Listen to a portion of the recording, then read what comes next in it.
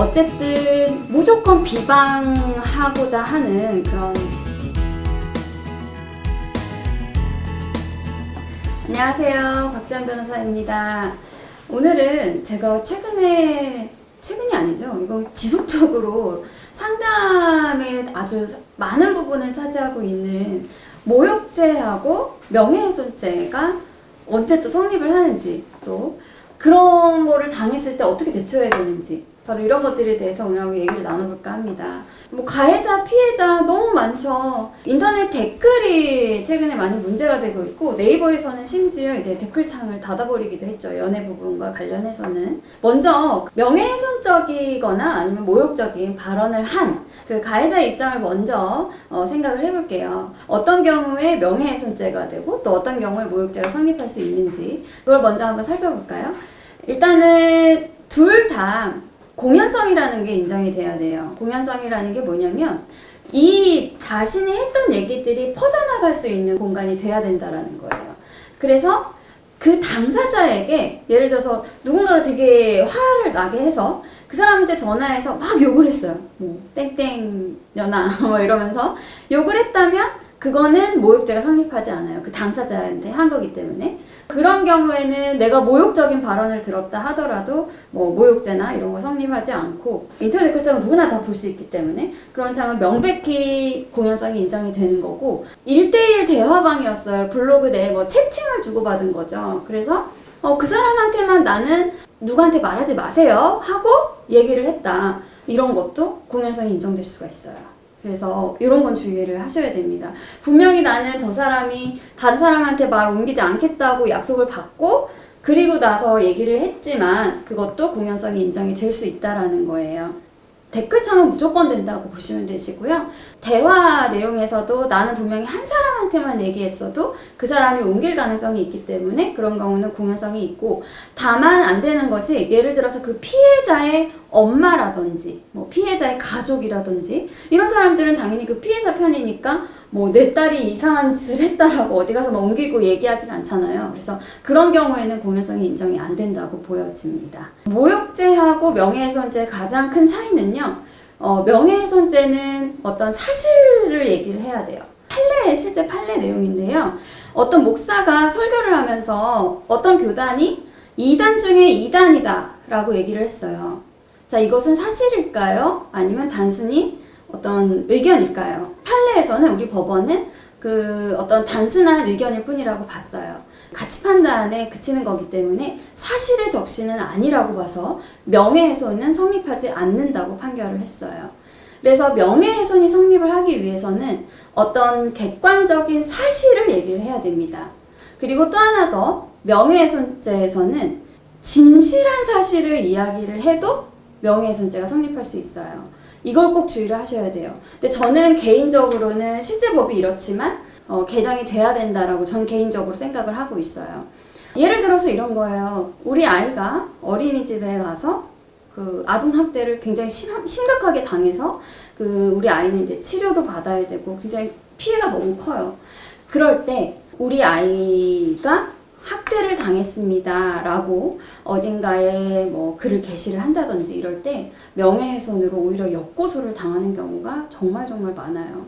내가 있는 사실을 그대로 다 얘기를 했는데 뭐가 잘못이냐.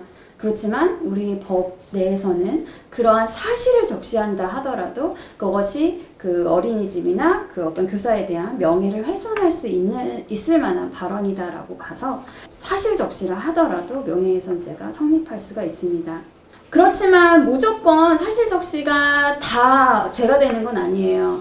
공익 목적, 공공의 이익을 위해서 이러한 사실을 내가 알리는 것이다. 이런 상황일 때는 위법성이 조각이 돼서 이제 무죄가 될 수 있고, 그래서 명예훼손죄가 성립하지 않는다라는 얘기인데요.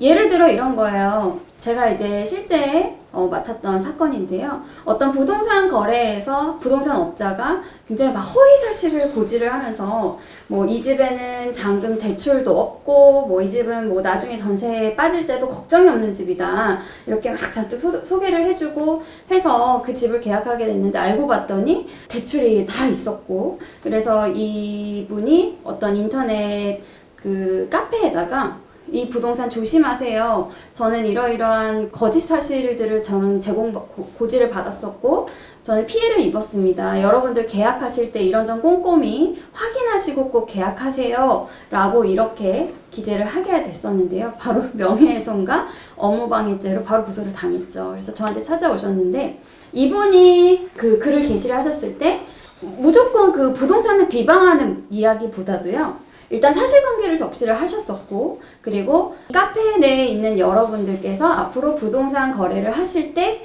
이런 점들을 주의하셨으면 좋겠습니다 라는 점을 이제 명시적으로 알리면서 바로 공익 목적이었다라는 것을 저희가 굉장히 적극적으로 입증을 해서 그 혐의 없음 처분을 받고 이제 종결이 된 사례가 있거든요.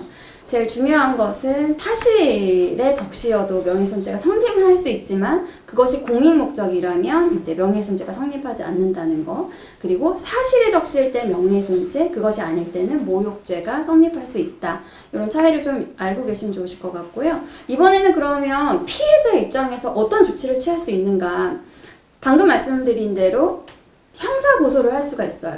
그래서 명예훼손죄와 모욕죄에 대해서 형사 고소를 진행을 할 수가 있고, 또 모욕죄 같은 경우에는 고소가 없으면 수사 자체가 안 되는 친고죄예요. 그래서 고소를 해야지만 그 수사를 해주는 범죄인 거고요. 명예훼손죄는 반드시 고소를 하지 않아도 수사를 할 수 있지만 피해자가 저는 처벌을 원치 않아요 라고 얘기를 한다면 공소 기각이 되는, 그래서 반의사 불벌죄라고 하는데요. 둘 다 어쨌든 피해자의 의사가 가장 중요하세요.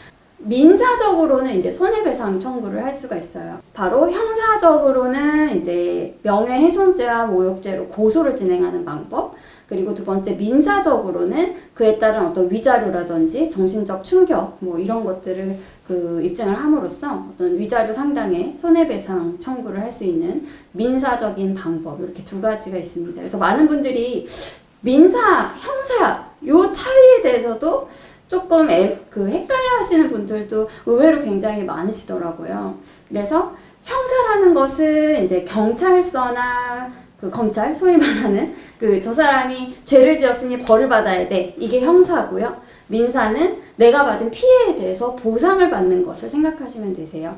그래서 그 두 가지 방법으로 피해 구제를 받으실 수 있습니다. 최근에는 이제 뭐 인터넷이라든지 개인들도 뭐 유튜브라든지 또 뭐 인스타그램 여러 가지 이제 SNS 채널들을 굉장히 많이 그 운영을 하고 있고, 또 그에 따라서 많이들 댓글들이나 의견 교류가 굉장히 활발한데요. 이 안에서 어쨌든 무조건 비방하고자 하는 그런 악플은 없어져야 되겠죠. 얼굴 없는 정말 살인 행위라고 보셔야 될 것 같아요. 그래서 글을 쓰실 때 누군가는 이 글로 엄청난 상처를 입고 진짜 극단적인 선택을 할 수도 있는 칼 같은 그런 말이 될 수도 있다라는 것을 생각을 하시면서 표현의 자유를 아주 자유롭게 누리시기 바랍니다. 네, 감사합니다.